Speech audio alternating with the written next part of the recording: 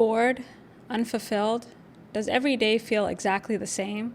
Like life stalled or maybe just stopped altogether? Is time slipping by faster than you can manage or even accept? Maybe it's time for a break, a distraction, a detour. Why not have an affair? Hollywood's favorite escape.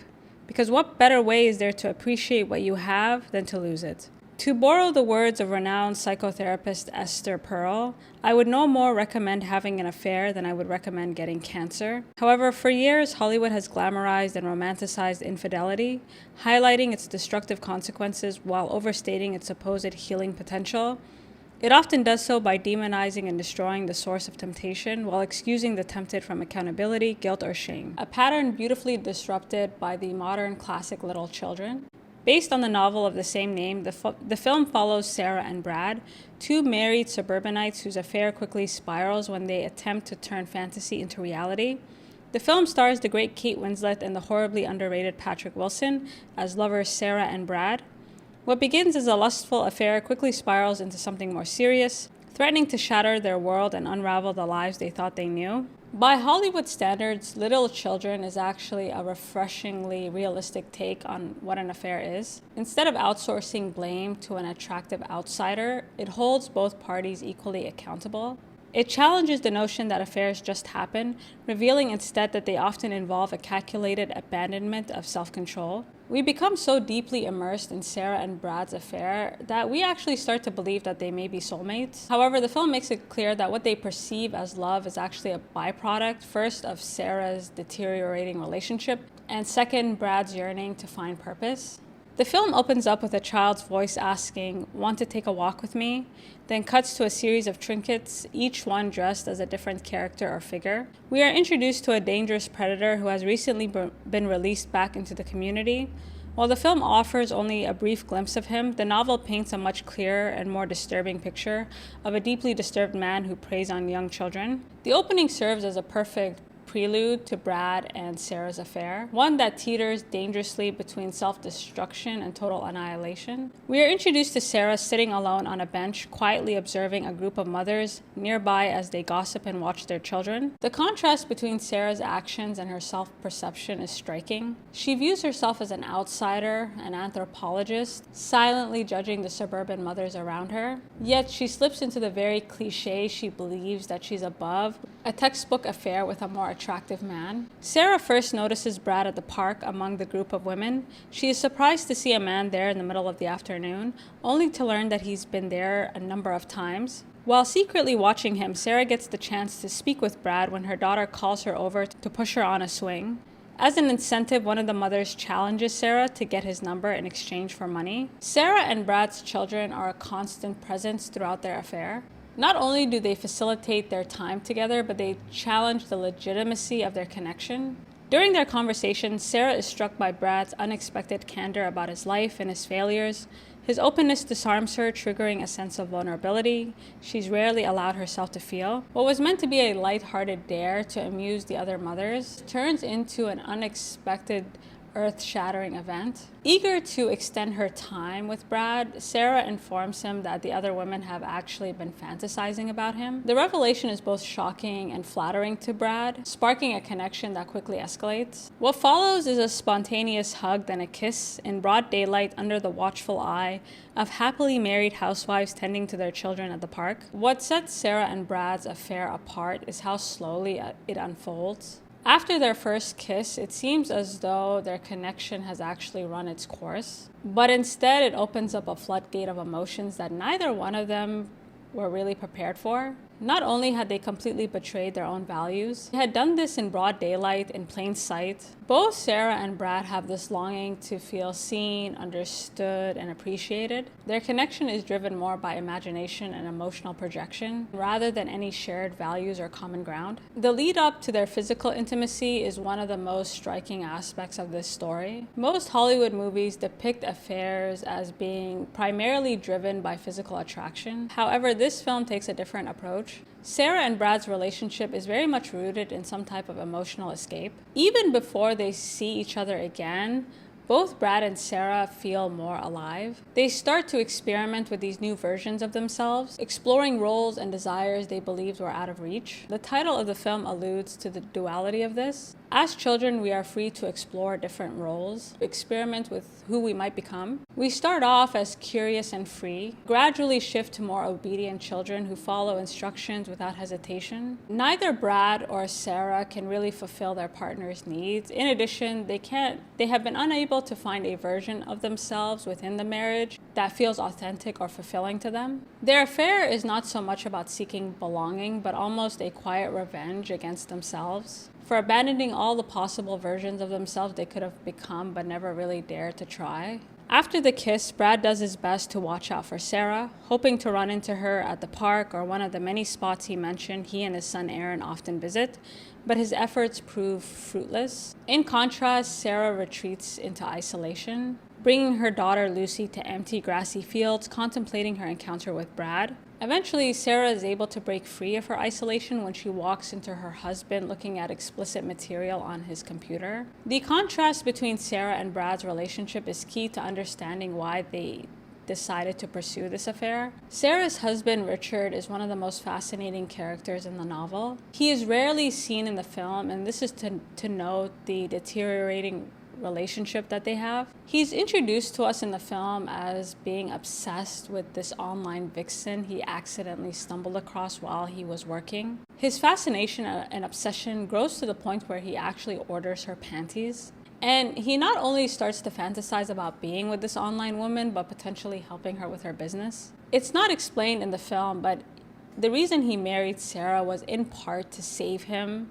He had this horrible porn addiction, and his first marriage was a disaster. And so he saw Sarah as a chance to do it over the right way. And it's not until he marries Sarah that he realized he never wanted any of it to begin with. Unlike Brad and his wife Kathy, Sarah and Richard's relationship is not built on love, but more about material stability and comfort. Although Sarah is his second wife, this marriage just feels like an extension of his first. They live in a house he inherited, entirely decorated by his ex-wife. Sarah's home, like her marriage, feels very fixed, unlovable, and resistant to change. In contrast, Kathy and Brad's world feel a lot less anchored and more fluid and open to transformation and change. There is something lifeless and decaying about Sarah's home, as if it's this old building just waiting to be torn down or renovated.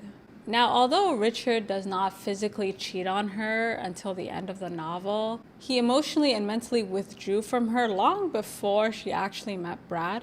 And I feel like his storyline, especially in the novel, adds a whole new dimension regarding what counts as infidelity. When does infidelity actually begin, and what counts as cheating? And it's not made clear in the film, but Sarah's decision to take Lucy with her to see Brad at the end of the movie is because Richard had actually called her to end the relationship because he decided to move to California and be with this online woman. While Sarah is deeply miserable in her marriage, Richard's reasons for leaving Sarah is not about unhappiness. He leaves her because he feels he could be happier somewhere else. After Sarah catches Richard on his computer looking at this material, something in her just snaps. She starts to parallel Brad a lot more, exploring different roles more actively. She starts to try and create a version of herself that she barely recognizes, but really wants to become. She almost starts to play dress up, and she shows up as a more energized, confident version of herself. Before their affair gets physical, Sarah and Brad spend a lot of time together at the town pool. Using their children almost as a buffer, they get to know each other quite deeply. And maintaining this innocent facade gives their relationship an air of legitimacy, like maybe it could work if they tried.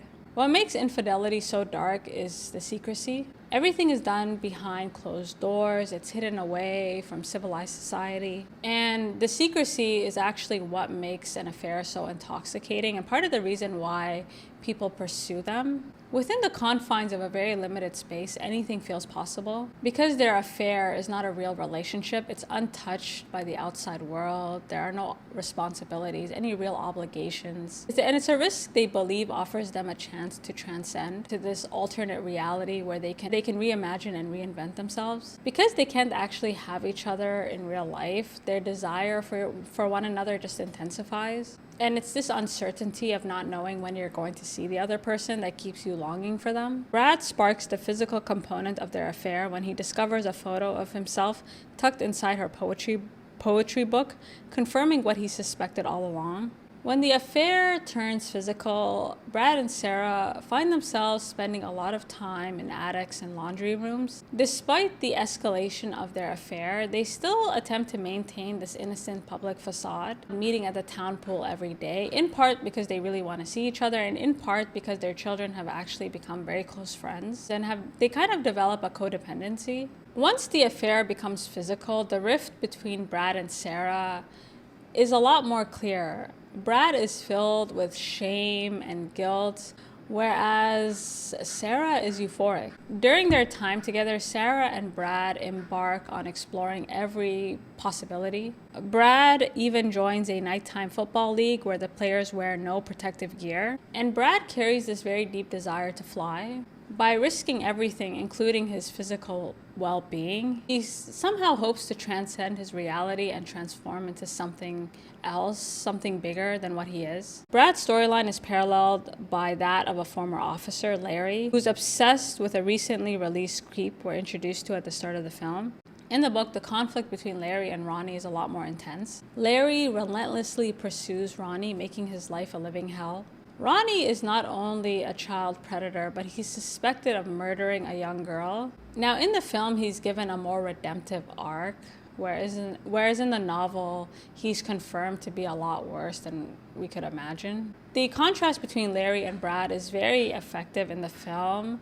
Larry is someone who had purpose, but his purpose was taken away from him when he was forced to retire from the police department for accidentally killing a young child. And Larry is a very important character because he introduces Brad to all these alternative possibilities. He introduces him to this night football league. All these activities Larry was hoping to find purpose in, Brad ends up finding purpose in, and that's something that gives Larry a lot of frustration. However, Larry does offer Brad a space to talk about his feelings, and he's a character we only see at night because his life is in total shambles. The relationship between Larry and Brad is one in transition.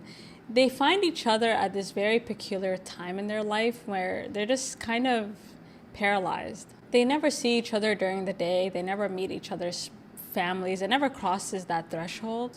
To Larry, Brad feels like a partner in crime, someone that could potentially break him out of this destructive cycle he's in. Whereas for Brad, Larry offers a break from his routine, an opportunity to experience something different. Despite its idealized setting, we meet so many characters who are living in isolation. Despite having family and friends, or at least they look like they're being surrounded by friends and family, they appear to be intensely lonely. Many of these characters appear more concerned with maintaining the appearance of having a big happy family rather than actually trying to create one. The only character that appears to have a solid foundation, or the strongest that we can see, is Brad and his family. The film spends a great deal of time with Brad and his wife Kathy and their son. Unlike Richard and Sarah, Brad and Kathy actually seem very well matched. They met in college, they fell in love, and they're the type of couple everyone feels should be together. We are introduced to Kathy as the primary breadwinner. However, this was not by choice. She makes documentaries, and although she seems very content with what she's doing, there is an underlying exhaustion to her,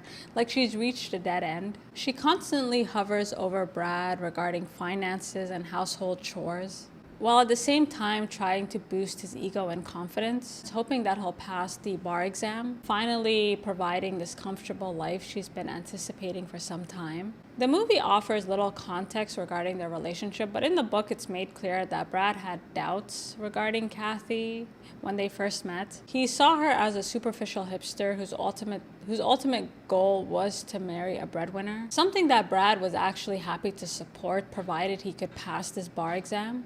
Brad never really wanted to be a lawyer. He took the entrance exam on a whim with a friend, and he managed to get a very high score, and so he just decided to apply. And for the most part, Brad has drifted through life quite passively, letting things happen to him instead of deliberately going after something or deliberately making a choice. As much as he wants to keep it going, he literally cannot find the willpower to study for this exam. It's made clear that he doesn't study. It's not like he's studying and failing. If he wanted to pass, he would pass. Every day he lies to his wife about going to the library and studying, while in reality he spends his time brainstorming alternatives and watching teenagers at the skate park, wondering when he was ever truly free and what that freedom must have felt like. One of the most common reasons cited for pursuing an affair is because it makes them feel alive. Brad's attraction to Sarah enables him to discover a different side of himself, one he never imagined actually existed. Sarah is not his usual type, and he constantly compares them to emphasize this point.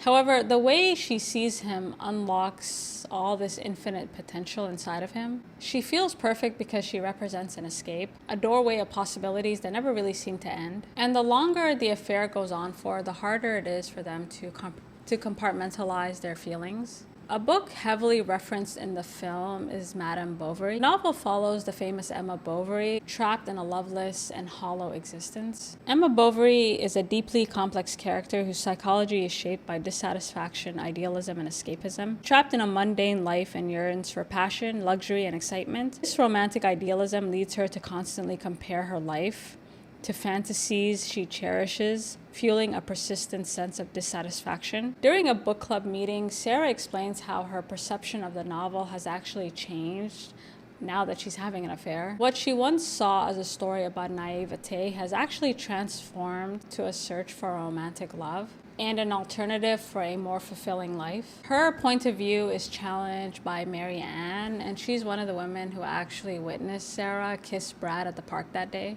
Mary Ann makes a very memorable appearance in the film. However, she appears slightly more in the novel. Like Sarah, Mary Ann is also trapped in a loveless marriage, a relationship we catch a glimpse of towards the end of the book when she takes a walk to the park after her husband rejects her attempts at intimacy. Mary Ann, like Sarah, married for material comfort and stability. The man that Mary Ann actually wanted to be with left her because he told her she didn't know how to have any fun. And as a result, Mary Ann settled for this man, and she treats her marriage as a job, scheduling in all their time together, which really frustrates her husband, who seems like he settled for her as well. Mary Ann's interpretation of the novel in this book club really sends Sarah spiraling, and she's not only left questioning her interpretation of this novel, but her life choices in general. What once felt like a story about love and longing now takes a much darker tone, one that's less about passion and more about betrayal, like a kind of sickness that now requires a cure. And I thought this metaphor of an affair being a sickness was perfectly illustrated through this storyline, through Ronnie's storyline. Ronnie is the neighborhood predator, and he features heavily in the film. As he slowly inserts himself into the community, his unsettling influence becomes a powerful reflection of the affair, something that begins in secret, spreads quickly, and eventually disrupts everything around it. His creeping integration mirrors the growing instability and moral decay of Brad and Sarah's relationship, highlighting how something seemingly private can infect an entire environment. After the book club, Sarah's view of Brad starts to shift. What started off as a playful, almost childlike connection starts to evolve into something a lot more serious. She begins to view him not just as a playmate and partner in escapism, but as a potential partner to potentially build a life with. She becomes increasingly obsessed with Brad's wife, constantly wondering what she may look like. And when she finally sees Kathy, she's left speechless because it's in that moment she realizes deep down inside that he will never ever leave his wife for her. The film constantly contrasts Kathy and Sarah's beauty almost as a mitigating factor, something that almost downplays its severity. Kathy feels a sense of relief when she first sees Sarah because she knows that Brad would never leave her for someone as plain as Sarah. On the other hand, Sarah and Brad cling to the hope that their connection is real because it's not actually fueled by physical intimacy and attraction alone. And as the affair goes on, both Brad and Sarah begin to conflate and confuse their ideas of love and marriage. Love becomes an ideal, this theory that if they could only be together, all their dreams will come true. And then marriage becomes this prison, something very demanding and exhausting. And I think their affair, because Sarah and Brad's affair was rooted in emotional escapism, they really can't tell the difference between fantasy and reality. And they start to confuse this emotional escapism with something more lasting and real. And Sarah's feelings are mirrored by Brad, and that's what I really appreciated about the film. You don't feel like one character is more obsessed than the other. It really does feel like they're both equally pursuing this affair. Brad agrees to this weekend getaway with Sarah without the children, which is a huge step forward in their relationship. And in the film, we never actually see how this trip went. We rarely see them without their children. However, in the novel, this private getaway was really crucial in Sarah and Brad taking that step forward and really imagining a life together where they do leave their spouses and end up with one another. And Sarah and Brad's children did a great job of safeguarding this relationship. However, as they grow increasingly reckless, their children start to leak information to their spouses, leaving them dangerously exposed. After their trip, Kathy confronts Brad about his mutual friend, Sarah, and insists that they invite her to dinner. The dinner is a disaster. At first, Kathy is super relieved when she sees Sarah. She even feels sorry for her. In the novel, it's made clear that Kathy really looks down on Sarah. She sees her as almost a teenage girl that's just unable to dress herself or really knows how to put herself together. However, as the night goes on, Kathy notices a shift in Sarah's demeanor, one that feels a lot less uncertain and one that's a lot more confident. Once Kathy senses the connection between Brad and Sarah, she is left in disbelief. And in the novel, it's made a lot more clear that Kathy is onto Brad. In the movie, Kathy invites her mother to stay with them for this unknown period of time and follow Brad and Aaron around everywhere they go. Initially, when Kathy's mother suggested that Brad could be having an affair, she totally dismissed it. However, after that dinner party, she sees that now it's a lot more possible. In the movie, Sarah and Brad make a plan to actually be together and escape. However, in the novel, it's made clear that Kathy actually intervenes, and this is not an intervention that we actually see. She prepares a similar trip to Sarah, just a short trip to win him back. And what unsettles Kathy about the affair is how transparently happy Brad appears. He becomes a totally different version of himself. He's a lot more energized. He seems a lot more like he has purpose. He seems excited. And this transformation fills her with dread because she starts to blame herself. Now, unlike Richard and Sarah, Brad and Kathy are stuck in a mutually destructive relationship. Neither one of them can really afford to start over, to go to court, to battle over custody. And Kathy really has no choice but to hope for the best and treat the affair as a footnote rather than as a moment where everything went to hell. And in the movie, it's never made clear that Kathy knows about the affair. It makes it seem like Brad actually managed to get away with it and to start his life over again. And the lead up to the film's ending was incredibly intense because you always feel like they are on the brink of absolute disaster. Although Brad agrees to the plan, he is definitely the weak link between the two. Before leaving, he says goodbye to Aaron and writes a note to Kathy. He wants to leave the note on their bedside table, and then he catches a glimpse of a photo of the two of them. Ever since Brad agreed to run away with Sarah, the logistics of this affair starts to really weigh on him. How is he going to explain it to his son? What's going to happen with the children? The reality of his decision is weighing heavily on him. Despite his fears, he manages to commit, leave his home, and he starts running. You are convinced that he is going to leave his wife for Sarah, and he has such a sense of urgency to him, as if he doesn't want to change his own mind. While he's running towards Sarah, he's interrupted by a group of skateboarders. In the book, these skateboarders actually acknowledge him and ask where he's been, which surprises Brad because he assumes they never noticed him in the first place. And the boys invite Brad to skate with them, and he feels totally honored. And this pause brings a lot of clarity, and he suddenly stops daydreaming about who he was. The reason he loved Sarah is how perfectly she fit into his old life. Distracting him from his marriage, the bar exam, she made these summer days feel extremely exciting.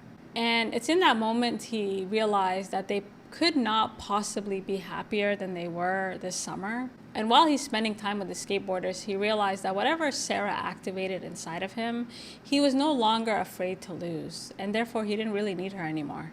And for the first time, Brad is able to separate his experience from the person and move on completely. And I think that's what's so striking about the end of the film. You don't get the sense that Brad will ever contact Sarah again. He is completely done. Now, while Brad found clarity, we see Sarah alone at the park with Lucy. While she's anxiously awaiting Brad, she notices Ronnie. Earlier in the film, Larry had shown up to Ronnie's home, triggering his mother to have a heart attack. His mother's death sends Ronnie spiraling. The novel very much confirms what a terrible person Ronnie is. However, in the film, they give him this redemptive arc. And we find that not only is Ronnie crying alone at the park, but he's actually castrated himself. Eventually, Larry arrives at the park, saving Ronnie, giving him the same sense of purpose that Brad had just found. And Ronnie's self-mutilation at the end of the movie is such a powerful metaphor for Sarah and Brad's relationship because it represents the painful consequences of confronting uncomfortable truths. Just as Ronnie punishes himself in an act of irreversible self-destruction, Brad and Sarah have no choice but to face the emotional fallout of their affair, cutting ties with the illusions that once gave them meaning. Like Brad, Sarah knew deep down inside that this affair was unlikely to sustain the same thrill over time. And in the book, she goes as far as daydreaming about what their life could be like. And what she liked about Brad is he was domesticated. And so she actually imagined a future in which he would stay domesticated and she would actually become the high-powered attorney. Both Sarah and Brad really craved freedom. However, what they fail to realize is that freedom comes with the burden of knowing what you want. Instead of offering an escape, it increases responsibility. At the end of the novel, Sarah almost lost everything, including her daughter. Through their affair, they discovered this delicate balance between security and adventure, something that they never thought possible within their marriages, largely due to their spouses. And I think what makes an affair so insidious is how one partner secretly negotiates the best deal for themselves. They're exercising power over their spouse who's totally unaware of what they're doing. And because they never really give them a chance to intervene or interject, it ultimately undermines their autonomy within the relationship. The expectations placed on modern marriages have become almost divine. There's this pressure to bring heaven down to earth, demanding a level of love, understanding, and fulfillment that was once reserved for religion. For Sarah in particular, her sense of identity and self-worth was very much tied into this idea of finding love, something she never really felt worthy of until she met Brad, a literal knight in shining armor. Both Brad and Sarah outsourced the task of building and maintaining their identities to one another. They used each other to bridge this gap between their self-image and their actions so they wouldn't actually have to change anything about themselves. The affair made them feel as if who they are is enough. And the problem is their spouse. What makes infidelity so painful is the perceived loss of value. You feel a lot less lovable. You don't feel whole because your partner has robbed that from you. What infidelity robs you of is not just this future, but totally invalidates all your past sacrifices. For Sarah, the affair propels her into uncertainty. Unlike Brad, she no longer has a husband. She's totally alone with her daughter. However, at the end, there is some hope for Sarah in particular because her marriage was deteriorating and it seems like her husband left her long before. And so without him and without Brad, she can finally break away from the sense of helplessness and actually regain a sense of personal power and agency. Through the parallel storylines of its various characters, Little Children explores the idea that having feelings and desires for other people is a natural part of being human, and more importantly, the decision to act on them is entirely within our control. Overall, I highly recommend this film. I think it's an instant classic. I don't know what happened to Kate Winslet. I feel like she should be at the level of Nicole Kidman at the moment, but she totally disappeared. And I think this is one of her greatest performances. Same with Patrick Wilson. And there's just so much depth to it. And if you have time, Read the book and then watch the movie, because I am telling you it's well worth it. And until next time.